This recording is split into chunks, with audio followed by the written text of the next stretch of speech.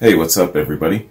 Gonna do a reaction, man. I guess it's to be described somewhat as a kind of like a bio, a spotlight. And this is on the great John Paul Jones, bassist, keyboardist for Led Zeppelin, as many of you know.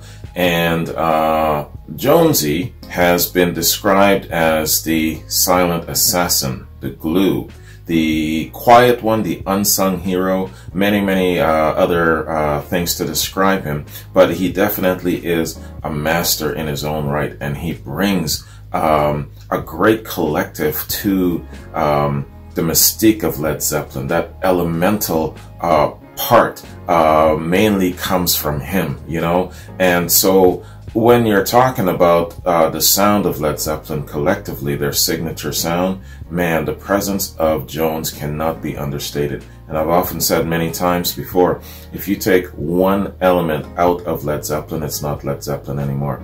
Understandably, when John passed, they couldn't carry on because the element wasn't there. The magical elixir was gone. So let's focus on one of the key players of Led Zeppelin, man, that being John Paul Jones. I like this person very much. I like his public persona very much, and I definitely like his bass works. So before I pop this off, man, let me just give you a rundown of how this is going to go. I've got 3 links in front of me. One is kind of like a breakdown of his bass work, more so from a musician's point of view. And then following that is an interview with the man himself. It's about 5 minutes long. And then after that, it's an isolated musical track of drums and bass. And the song is Ramble On. So yeah, man, I'm definitely looking forward to that. Anyway, the person that I have to give a shout out to and a thanks very much for this is Tina Curtis. Tina, thank you, man. I appreciate this recommendation. Tina has been with me from the very first reaction. And she's one of those silent presence. She's a patron, she's a subscriber, but she doesn't really engage in comments much. The odd time she'll send me a private message. She's one of those who has my private email, and she'll send me links and private messages saying, hey, you know, check this out, check this out. So she has really given us some really interesting things, song breakdowns in the past, you know, and things of that sort. So Tina, I appreciate you. I don't hear from her for like months at a time, and then all of a sudden she'll pop up. So excuse my throat. So Tina says to me, hi STB, been a while, how you doing? You might like these links of Jonesy's bass work. The first is a breakdown video. The second is an interesting interview with the man himself. And lastly, an isolated bass and drum of Ramble On. I think you and Jonesy's fans would really like this. Enjoy, Tina. Right on. I know that we will, Tina. Thank you. Yeah, man. So let's check this out. So the first one is, okay, a musical breakdown of his bass works. All right.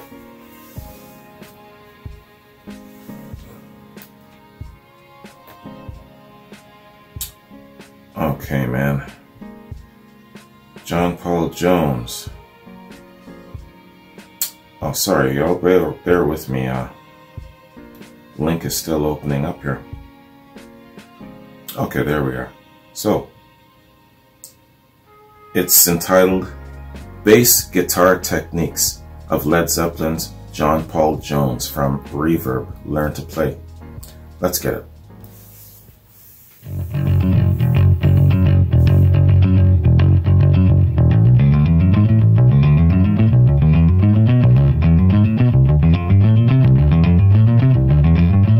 Immigrant Song. Hello there, this is Jake with Reverb, here to talk to you guys today about some of my favorite John Paul Jones bass lines. And most of you are probably familiar with John Paul Jones for his work with Led Zeppelin, or maybe more recently with the supergroup Them Crooked Vultures. He came from a very musical family, He got his gotta start check them out. as an organist and choir master at his local church in England by the age of 14. From there, he was a prominent session musician and arranger in England in the 60s, where he later met Jimmy Page, and the rest is history.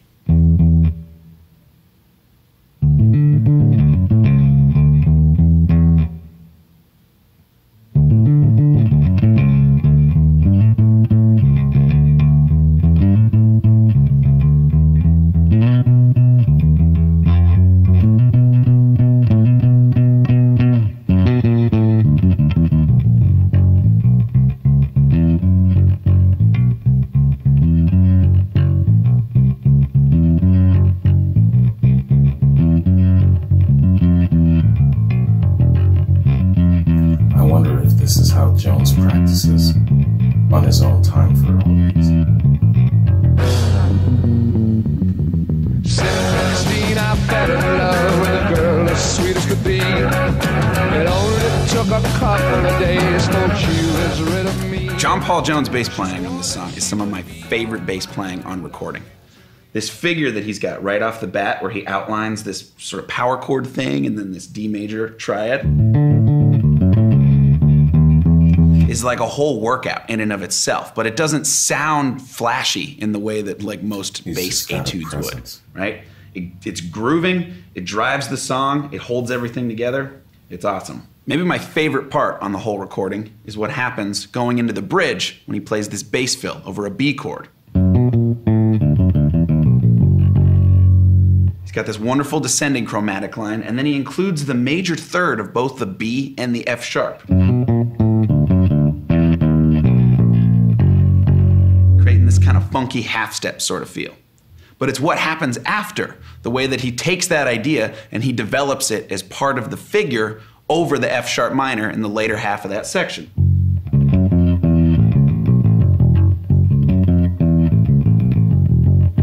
So he's taking this moment of interest where your attention is really drawn to the bass, and he's carrying that through the rest of the song without getting in the way, like any good bass player should. Now let's take a look at the Lord of the Rings inspired Ramble On off of Led Zeppelin 2.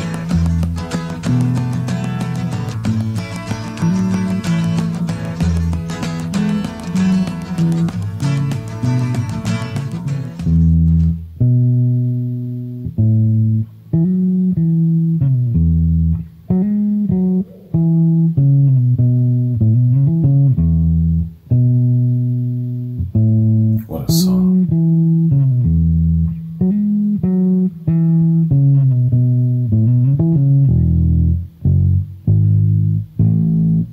My Ramble On reaction. Not a single dislike. That's how much Zeppelin fans like this song.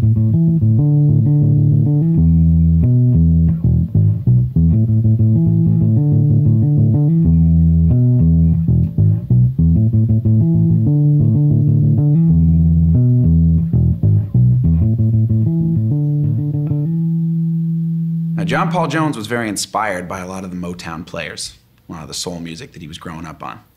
This bass line really feels indicative of that, right? There's this really wonderful sing-songy sort of pentatonic figure that we've got. Yeah, it's got a lot of groove in this play.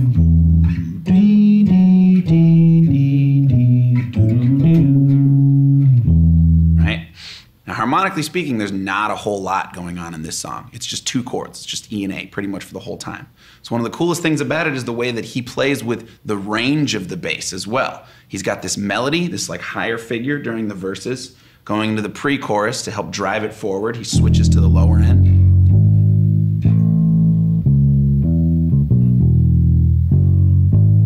Then it picks up with the thunder. And then in the chorus, we go back up again to a higher part of the instrument to play off of this 16th note figure we've been hearing Bonham do for most of the song.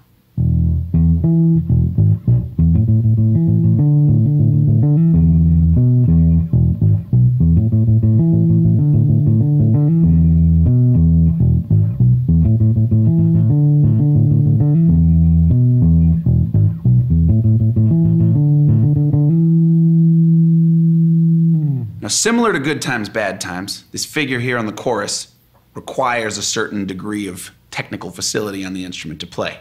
So it's a really good exercise in and of its own right to focus in on. Let's take a look at another song off the same record, What Is and What Should Never Be. To a castle I will take you, where what's to be the same.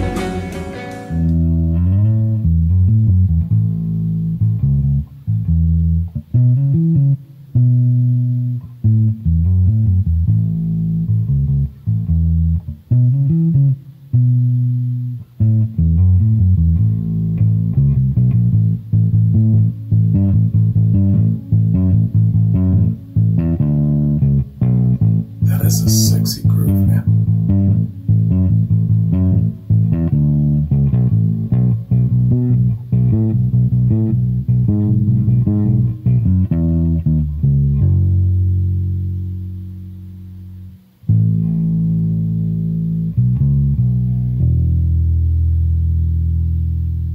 You can really hear the Motown influence in what he plays over the verse on this song. Just like the last one, there's this really singable pentatonic melody.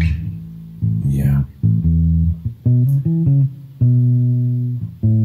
He's probably referring to the Four Tops and their music. But it doesn't get in the way, right? It's just this nice background melody to sit underneath what Robert Plant is doing. You can really hear his ear for arranging as a bass player on this song. Now, what he plays going into the chorus is really cool. There's this quick little fill, and then he goes from melody to just pure bass mode.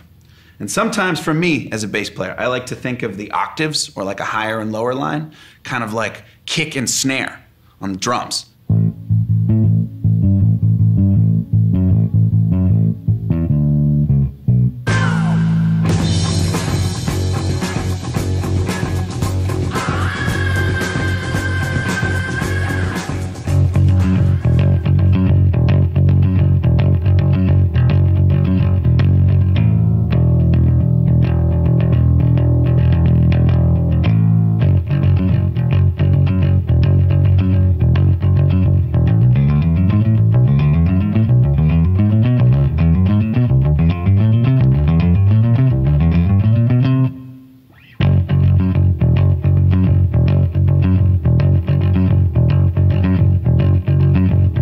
Now, like any good bass player, John Paul Jones played both with his fingers as well as with a pick. One of the things that I love so much about the sound that he got out of the bass with the pick is that he didn't use it so much for clarity as to just get like a nasty, nasty tone like you hear in the beginning. Right? It's just there to just whack the crap out of the instrument and make this really fat, low, sort of growling kind of sound. As far as the whole rhythm section is concerned too, this song is really kind of like a precursor to a lot of heavy metal. Everybody is playing and beating out the same exact rhythm together, that chuggy. And you can hear the drums in it. There's kind of like a kick drum implied in every single beat, and if you listen to the recording, John Bonham is playing every single one of those notes. It's awesome. Now, as far as the chorus goes, I get a lot of people who ask me, what's the point in practicing my scales? I'm never going to use them in that context. Well, this, verbatim, is an A major scale right at the start of the chorus. Then he moves up, we get a B mixolydian, C mixolydian, and then this nice chromatic walk-up.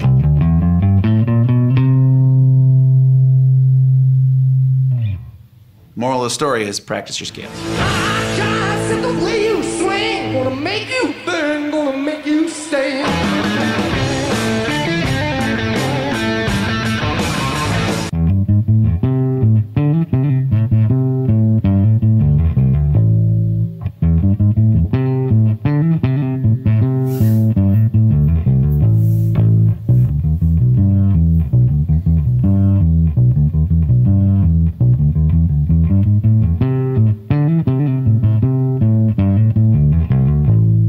We don't always remember Led Zeppelin as like a prog band. And John Paul Jones was one of the leading voices in the band, bringing that sort of like mixed meter madness to their songs. When you really take a step back and listen to this song, it's complete chaos, right? Without John Bonham's steady 4 on the floor sort of beat, it's so hard to tell what is even going on. That's what's so great about it. Threw me off at first.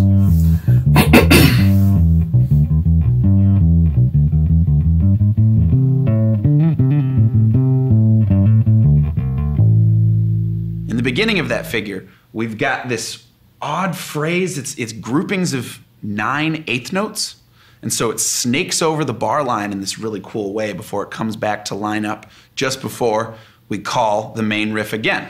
And if you listen to the recording, the phrasing that Jimmy Page and John Paul Jones have against John Bonham's drums is insane. They lay it so far back behind the beat at the tail end of that phrase before they go back to the main riff.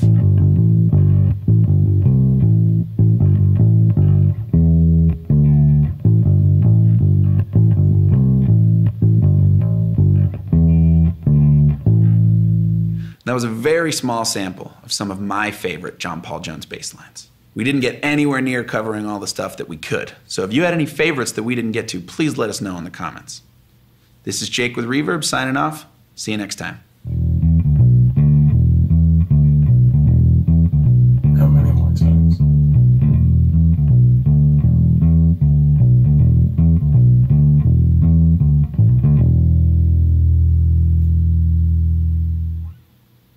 Wow, how cool, man.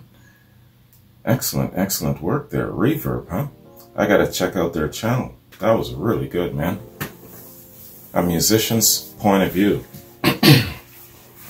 Giving props to a fellow musician, a classic musician. I love seeing that, man. I love seeing that connecting fiber from previous generations into the new generations, and them acknowledging the contributions of a classic rock artist, man. Hey, that's fantastic. Speaking of favorites, man, damn. Of course, the Lemon Song comes to mind right away. And his bass works on Dazed and Confused, both studio and the live cuts. I'm thinking of the song Remains the Same version, when he is really in the groove with that and just keeping things going as Jimmy is just doing his whole solo. Even though Jimmy is doing his whole solo, even though that song ideally mostly belongs to Jimmy Page and that damn guitar, I could not help but notice what the bass was doing. That's always the thing with John Paul Jones. You notice what he's doing. Another excellent bass work that I've noted was off of the song Remains the Same again. And that was Whole Lotta Love. And I believe it's when Jimmy took out his bow and he started doing his thing. And again, Jones is doing the dum dum dum dum dum dum dum dum dum, and then the drums is in there too, you know. And man, that was some great work. This guy, I'm telling you, he's got the funky element, he's got the classic element, he's got all of those great things that makes a great bass player. And I've often described it as Excuse my damn throat this morning.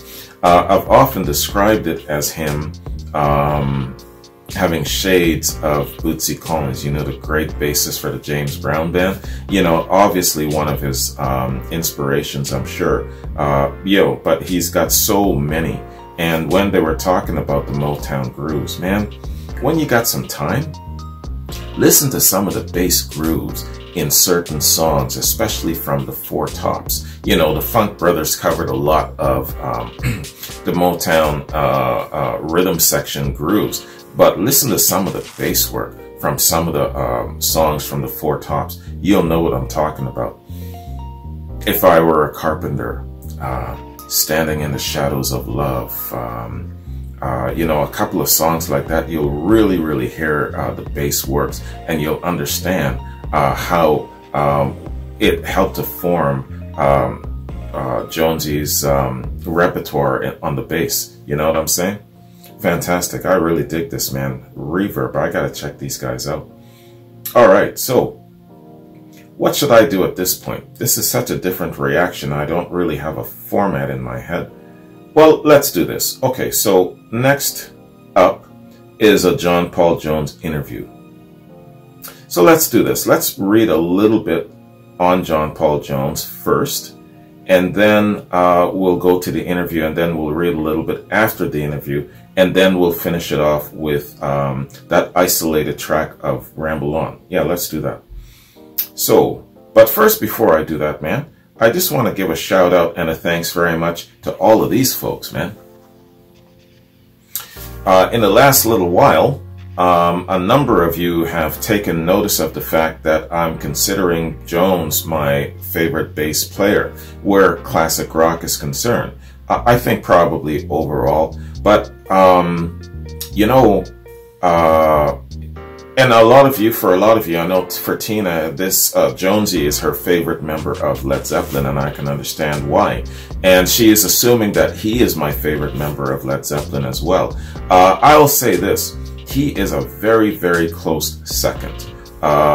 Where do I put them? Here it is, first time from Soul Train Bro. My favorite member of Led Zeppelin would be Jimmy Page. For many, many reasons. His great musicianship, obviously, all of those great things that you can list. But ultimately, Jimmy is the guy who had the vision.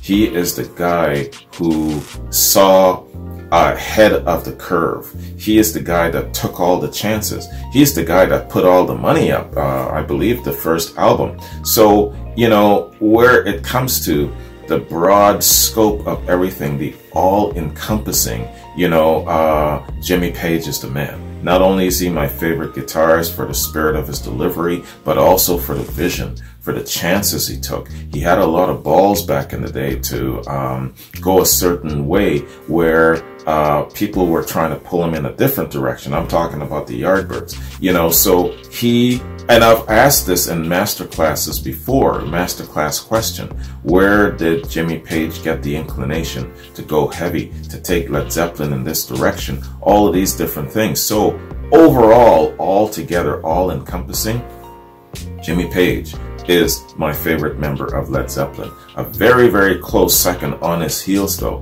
is John Paul Jones.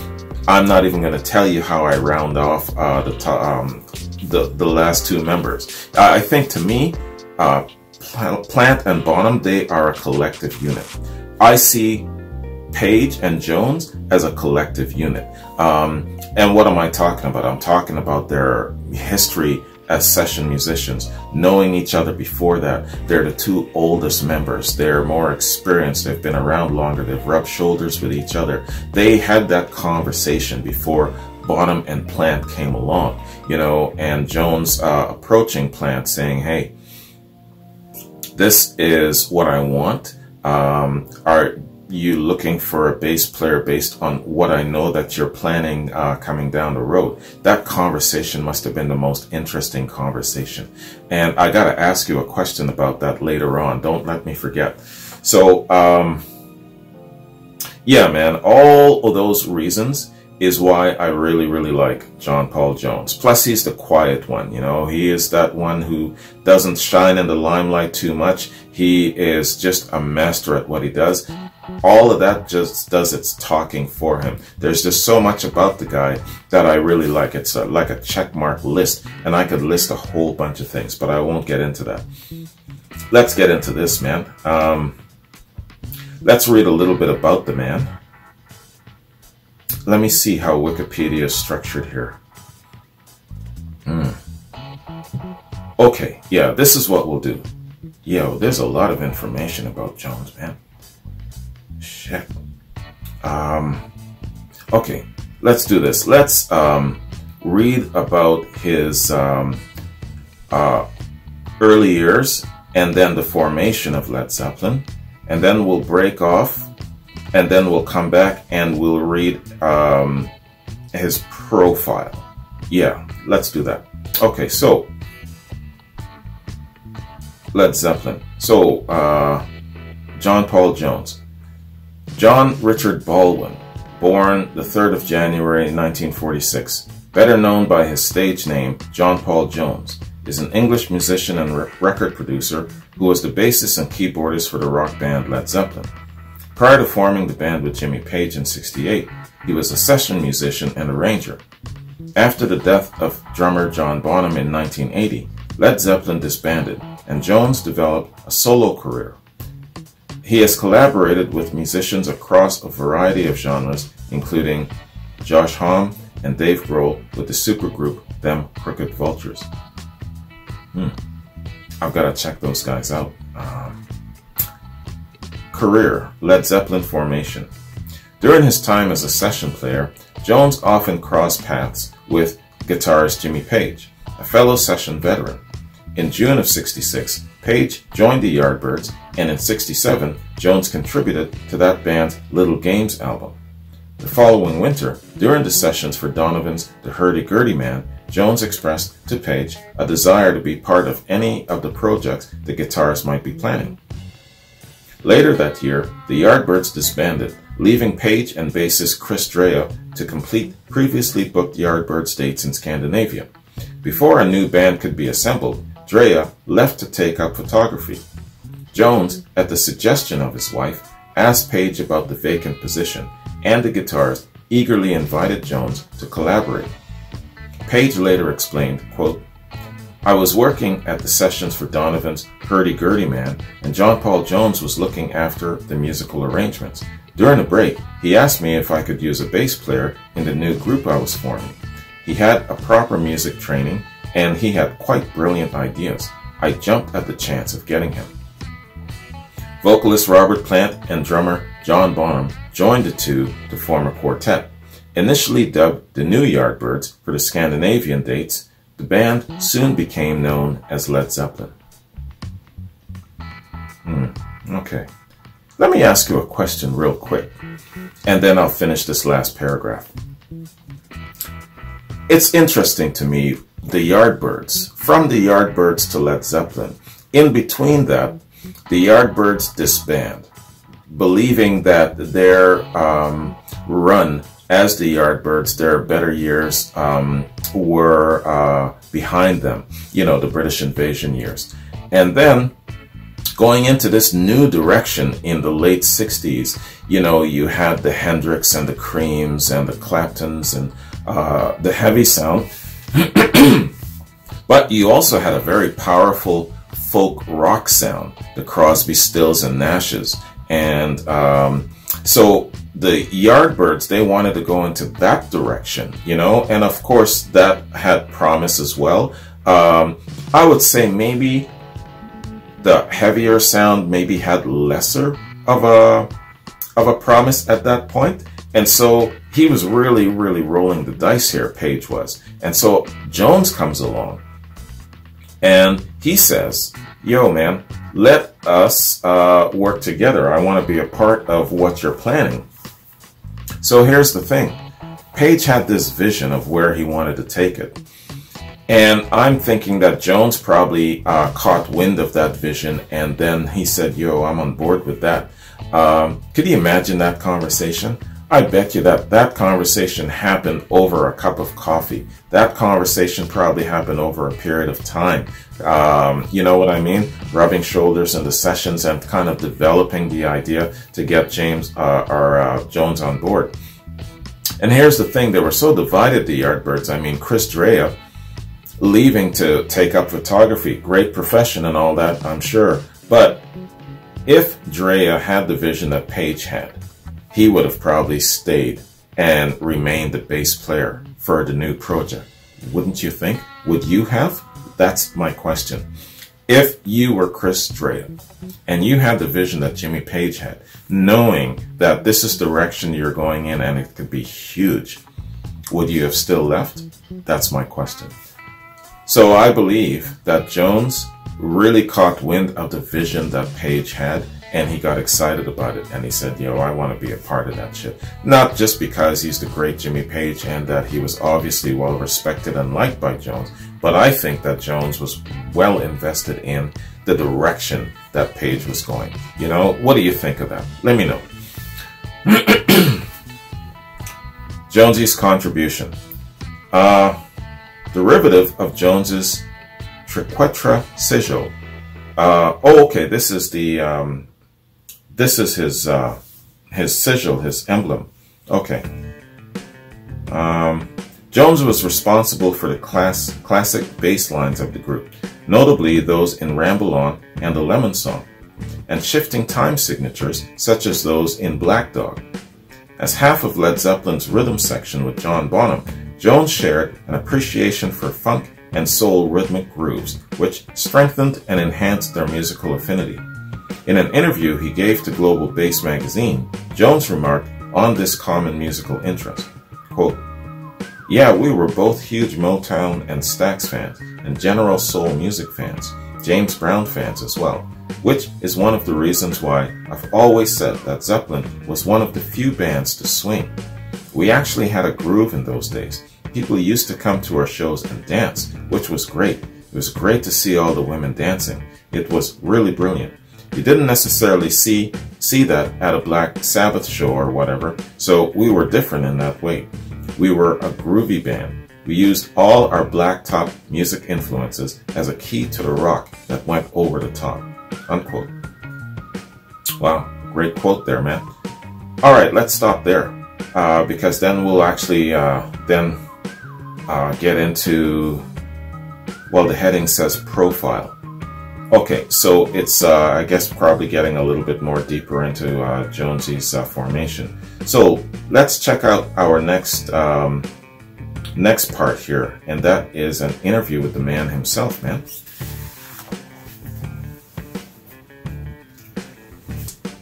The John Paul Jones interview. Let's get it. Elixir Strings. First instrument was piano. Piano. Yeah, and then I took up bass and organ at about the same time. My father was my parents were in variety, what you would call vaudeville, and he was a great pianist and an arranger. And my mum was a singer and a dancer. They used to have like a musical comedy act. But he was kind of intimidating as a pianist, and so I wanted to take up the organ, just so not to be like Dad, you know. But then I really wanted to play bass guitar, and he said, "Son, don't take up the bass guitar." He said, "It's a novelty instrument. You'll never have, in 2 years' time, nobody will ever heard of one, right?" So, "But Dad, I really want," he said, "Well, take up the saxophone. You'll always work with the saxophone." I said, "No, I don't want to play the saxophone. I want to play the bass." Sexy sax. So I managed to convince him to guarantee, because I was like 14, be the guarantor for the, what do you call it, layaway? Yeah. And then I paid for it by playing organ in church, and which I got $50 a year. A year. But they just covered the payments for the bass. And and then of course he heard me playing and then thought, okay. And so by then he was doing sort of small, local gigs and stuff like that. So he went, okay, come with me. So I used to go on gigs with him. We had a trio or a quartet, whatever was required. And he just said, okay, watch my left hand. And so I did, and I learned a huge amount from that. It was a great experience. Wow. My very first bass, yeah, it was a Dallas Tuxedo. It was the only bass made in England, I think, at that time. I think by Arbiter or somebody like that. And in fact, I found another one on eBay last year and I bought it. But it's an extraordinary instrument. The whole thing is made out of one piece of wood. Neck, everything. The whole thing's carved out of one block of wood. It's an astonishing thing. It's got a big fat neck on it, and it's got a single cutaway. It's kind of guitar shape with a single cutaway. It's that thick, weighs nothing, and actually had not a bad sound. And then I swapped that. Well, what happened from the first bass, I put it down in part exchange for the next bass, which I put down in part exchange for the next bass, which was my Fender jazz bass, which is a 1962 jazz bass. And I know it's 1962 because that was the year I bought it. Do you still have it? I still have it, yeah. I still use it. Not on stage, but I recorded it. Wow. So, and that was it. So I had one bass for many years, even with Zeppelin. Just the one. Well, Loads of influences. Pretty much everything I listen to is an influence. And I defy any musician to say that it's not. I mean, anything, you switch on the radio and there's always something you can take from every music, every style, even if it's the shallowest pop record to the heaviest jazz, whatever, avant-garde, anything. You can usually pick out, you can learn something, even if it's don't do that. You know what I mean? But I suppose when I was studying to play the bass, well, which I had a couple of lessons with somebody, but it was only just like hold your hand like that and try and extend and that sort of stuff. I had 2-3 lessons maybe. And but mainly I've done it by listening and playing to records. And on bass guitar, my influences were probably Duck Dunn, and then James Jamerson. And in the session world, I was if you wanted your record to sound American, you would call me, because I was the one who listened to all that stuff, the Motown Stax and he would have been in demand, all that sort of stuff. And so I could play it, and the arrangers couldn't generally write those parts because they were quite complicated, so they just used to write the chords up and go on, you know what to do, sort of thing. So okay, great. So I had the freedom of pretty much improvising, through whole sessions, which was great. It was unusual. And jazz, probably, well, Charles Mingus, Ray Brown, and then Scott LaFaro. I mean, all these people. But I didn't only listen to bass players, obviously. I tried to listen to absolutely everything. And as I said, there's always something you can learn. Is it? Everything does. Yeah, I mean, even after the Vultures started, I took a couple of weeks off and went to play with the Merce Cunningham Dance Company in New York. And in fact, we're doing 6 shows in the Barbican in London. So yeah, everything feeds everything else, basically. My rock stuff feeds that, and then that'll feed something else, and then it'll end up as bluegrass. All right, man. Very nice. Charming individual. Very personable. Seems to have really, really good insights in regards to music, and very, very open to many influences. That's really cool, man. Right on. Good interview, man. Elixir? Was it? Yeah. Elixir. Right on, man. Good. Yes, it's the first time I've actually... Is it the first time I think it's the first time I've seen John Paul Jones actually speak. I think, yeah. Wow. No. I remember he spoke when I was watching a music awards show. I think it might have been the Grammys years ago. And they were given a Lifetime Achievement Award. And I can't remember who was interviewing them, and he said, yeah, man, you guys are one of the best. Did you know that you were that good, or something like that? And Jones said, yeah, man, I always knew that we were that great. Just straight, And the other members are looking at him like, yeah, you got to try and, be a little bit humble. But no, he just shot it out there. And I remember that. I think it was a Lifetime Achievements Award. So it would have been one of the Grammys, I'm sure. Let me know if you guys remember that and what Grammys it was. I'll have to try and find that again. But that's the only clip that I can remember where Jones actually spoke. No, I'm wrong. I am wrong. They had an interview with Charlie Rose, and so they were speaking, but he was sitting furthest away from Rose, so he did less of the talking. He was engaging, but he did less of the talking because he was sitting furthest away. But yeah, still got enough of an impression of him from that. Yeah, man. So not a lot of exposure to Jones compared, of course, to the other two. And I've actually even seen John Bonham in a couple of interviews. John once with Robert Plant, and I believe that is my John Bonham feature, his drumming features, that interview. Can't remember if it's on YouTube. I'm going to have to recheck, man. So many Led Zeppelin reactions. More than half of my Led Zeppelin reactions are blocked on YouTube. Can you believe that shit? You got to go to my Vimeo or to my Patreon. All right, man, that was great. That was excellent. Great interview, man. And props to the interviewer. He just asked a question and he shut the hell up and just let him speak. Let him express himself. Let him talk, you know. The only time he even inputted anything was to say, yes, it's called Layaway. You know, other than that, the interviewer just shut up and he just let that legend talk, you know. Love that. That is the way you interview a great legend. All right, man. So, where am I? All right.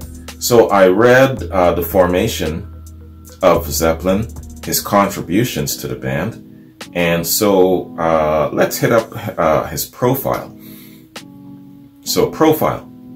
While all the members of Led Zeppelin had a reputation for offstage excess, a label that has been claimed with exaggeration, Jones was widely seen as the most quiet and reserved member of the group. For his part, Jones has claimed that he had just as much fun on the road as his bandmates, but was more discreet about it, stating, quote, "I did more drugs than I care to remember. I just did it quietly," unquote. Benoit Gauthier, an employee of Atlantic Records in France, echoed this impression, stating that the wisest guy in Led Zeppelin was John Paul Jones. Why? He never got caught in an embarrassing situation, unquote. In an interview, Jones explained that fame with Led Zeppelin was not something that he ever became preoccupied with. Quote, "Not really. I'd done it all before. I would like to think that I wasn't too stupid either. I tried to stay out of the drift of the rock star's path, mainly because I needed my sanity and freedom on the road. So generally, I used to check out of the hotel and then get out onto the street. I'd go walking. I'm not as recognizable as Plant and Page. Plus, I used to change my appearance all the time, just to make sure I wasn't as recognizable. Generally, I'm pretty quickly in the shadows. I once read the Beatles did a whole tour of America and never left their hotel rooms. And I thought, I can't see the point of traveling around the world and not seeing anything," unquote. Yeah, crazy times for the Beatles, man. They couldn't hide their looks, not much. Following exhausting tours and extended periods of time away from his family, by late '73, Jones was beginning to show signs of disillusionment. He considered quitting Led Zeppelin to spend more time with his family, but was talked into returning by the band's manager, Peter Grant. He joked that he was interested in becoming the choir master of Winchester Cathedral, which was reported as fact in several sources. Jones later explained his reservations. Quote, "I didn't want to harm the group, but I didn't want my family to fall apart either. We toured a huge amount in those early days. We were all very tired and under pressure, and it just came to a head. When I first joined the band, I didn't think it would go on for more than a couple of years. And then I'd carry on with my career as a musician and doing movie music," unquote. Dude, how wrong you were, man. Royal Orleans. It's rumored that the Led Zeppelin song Royal Orleans from their album Presence is about an experience Jones once had on tour in the US. The song is about a person who mistakenly takes a drag queen up to his hotel room, who then falls asleep with a joint of marijuana in hand, lighting the room on fire. Royal Orleans was the name of a hotel where the members of Led Zeppelin would stay when they visited New Orleans, because not as many people asked for autographs there. In an interview he gave to Mojo magazine in 2007, Jones clarified the reliability of this rumor, stating, quote, "The trannies were actually friends of Richard Cole's, normal, friendly people, and we were all at the same bar. That I mistook a tranny for a girl is rubbish. That happened in another country to somebody else. Anyway, Stephanie ended up in my room and we rolled a joint or two and I fell asleep and set fire to the hotel room, as you do, haha. And when I woke up, it was full of firemen," unquote. All right. Just for the record. Okay, so then it hits up his legacy. So let's break from that, man, and let's check out this isolated track here, isolated drums and bass guitar for Ramble On. Really cool. All right, man. Ramble On, Led Zeppelin's John Bonham and John Paul Jones. Bass and drums only. Let's get it.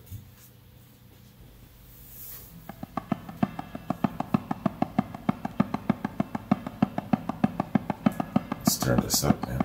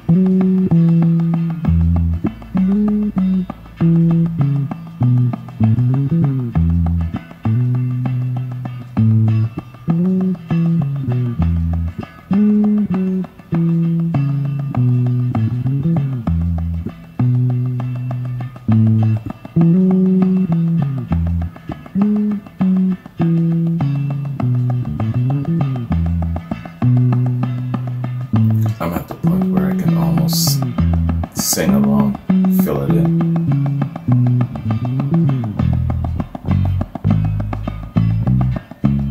There's nothing I can do now. I guess I'll keep on.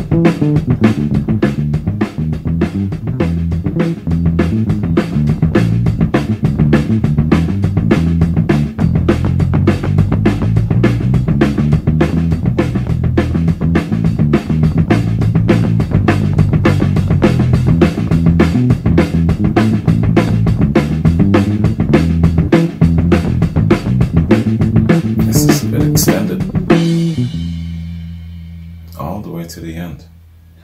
Right on, man. Damn. Right? Yeah.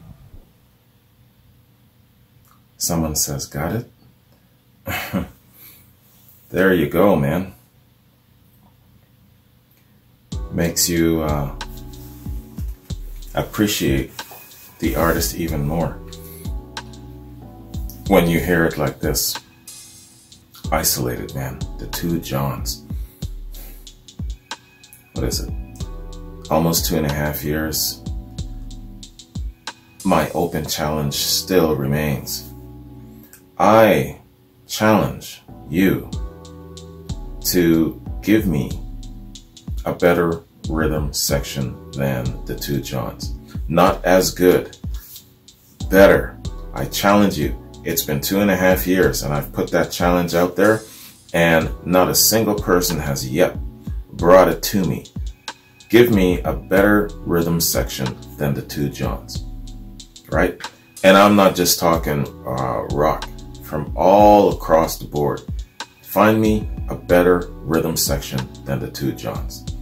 Yeah, man, fantastic, man. That is really, really excellent.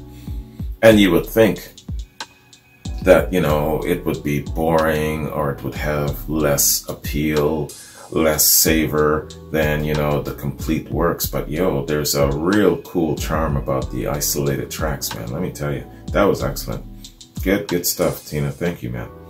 And, you know, in keeping with, I've made the statement saying that, yeah, you know, I see Led Zeppelin as a science. This is really, really cool to present it to me like this, so I can kind of break it down and even take a deeper dive. And I give props to like a lot of those people that I've actually mentioned, because some have sent me messages saying, yeah, you know, you're taking it further than I've seen anyone take it. And here's a really good deep dive. Look at it like this, you know, break it down like a science like this. So really, really cool, man. Thank you for scratching my itch. All right. So, man, let's, where was I, man? Okay, so 2.5 paragraphs left. And this is his legacy. Legacy. Jones is widely considered to be a highly influential and important bassist, keyboardist, and arranger in the history of rock music. Many notable bassists have been influenced by Jones, including John Deacon of Queen, Tom Hamilton of Aerosmith, Geddy Lee of Rush, Steve Harris of Iron Maiden, yo, Steve Harris, man, Flea of Red Hot Chili Peppers, Gene Simmons of Kiss, Chris Novoselic of Nirvana. Yo, man, let's just stop there, damn. Chris Drea, the rhythm guitarist and bassist of the Yardbirds, has described him as the best bass player in Europe. Music publications and magazines have ranked Jones among the best rock bassists of all time. He was named the best bassist on Cream's magazine's 1977 Readers' Poll. In 2000, Guitar Magazine ranked him 3rd in the Bassist of the Millennium Readers' Poll. All right. In October of 2010, Jones was awarded a Gold Badge Award by the British Academy of Songwriters, Composers, and Authors for his outstanding contribution to Britain's music and entertainment industry. On the 10th of November 2010, he was honored with the Outstanding Contribution Award at the Marshall Classic Rock of Honor Awards. In 2014, Jones ranked 1st on Pace Magazine's list of the 20 most underrated bass guitarists. All right, man. And there we have it. That is a little look, a little spotlight on the great John Paul Jones, man. The glue of Led Zeppelin. Yo, man, you talk about elemental. You talk about being so so part of a collective unit, you know, that you take one element out of that, that unit does not exist. The identity of it is completely gone. That is definitely what John Paul Jones means to Led Zeppelin, man. I tell you, great bassist, great personality in rock and roll, and looks like a very, very excellent gentleman all around, man. Can't say, I don't know, I don't think I've ever heard anything bad about John Paul Jones, man. All right, so let me rather, just take a look at what I got going on here, man.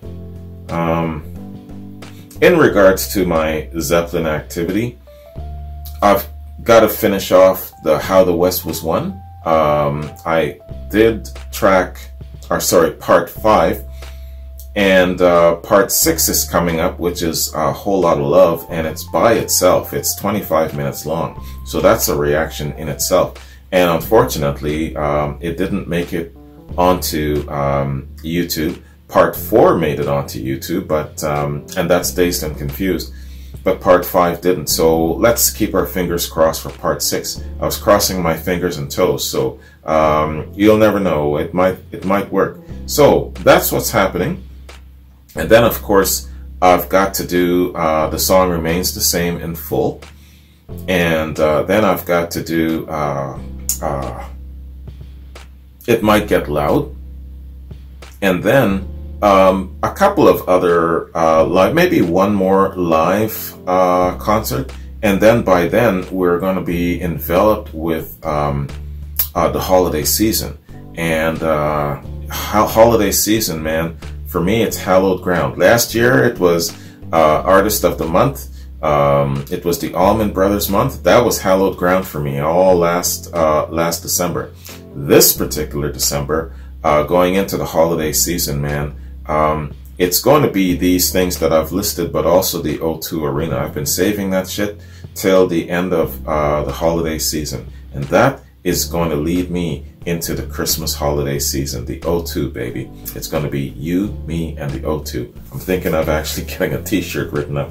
Anyway, man, hey, that is my look at John Paul Jones. So thanks again to all those folks who I've listed and recommended that I do reactions to John Paul Jones in his various formats. And especially Tina, thank you very much, man, for breaking it down like this for me and sending me these links. I appreciate it very much. Anyways, you guys have a good one. Take care. Hope you enjoyed this interesting kind of bio look at John Paul Jones. And if you've got any other ideas for follow-ups or doing anything of that sort, let me know. That would be really cool. Anyways, take care. Have a good one. I'll see you later. Peace.